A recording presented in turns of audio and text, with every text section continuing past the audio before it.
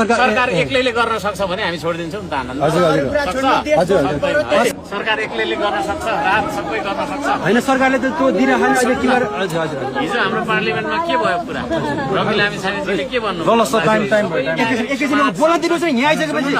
सङ्घ संस्था सबै नागरिक समाज जीवन पत्रकार सबैले सकेको सहयोग गर्नु है भने हो नि त सकेको सहयोग गर्न चाहेको हो क्या त्यसमा चाहिँ आम नागरिक आफैले गर्छ भने छोडिदिन्छौँ नि त हामी। अब आम नागरिकको के छ भने अब सकेसम्म चाहिँ माननीय ज्यूले चाहिँ अब सरकारलाई नै दिए हुन्थ्यो भन्ने कुरा अब उहाँले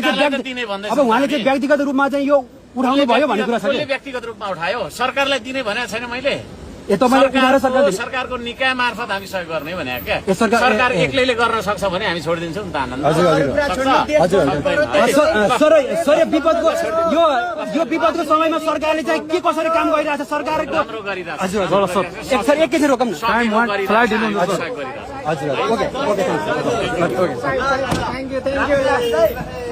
अर्का सम्भाग निस्किसक्नु भएको छ यहाँ त तपाईँले देख्न सक्नुहुन्छ।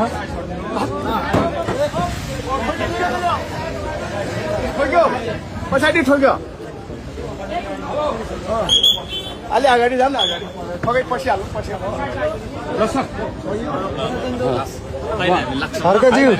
यहाँका स्थानीयवासीले के भन्छन् भन्दा हर्का सम्पाङले धरानमा ढुङ्गा बोकाउनु भयो वालुङमा पनि ढुङ्गा बोकाउन आउनु भएको बाटोहरू बनाउनु पर्छ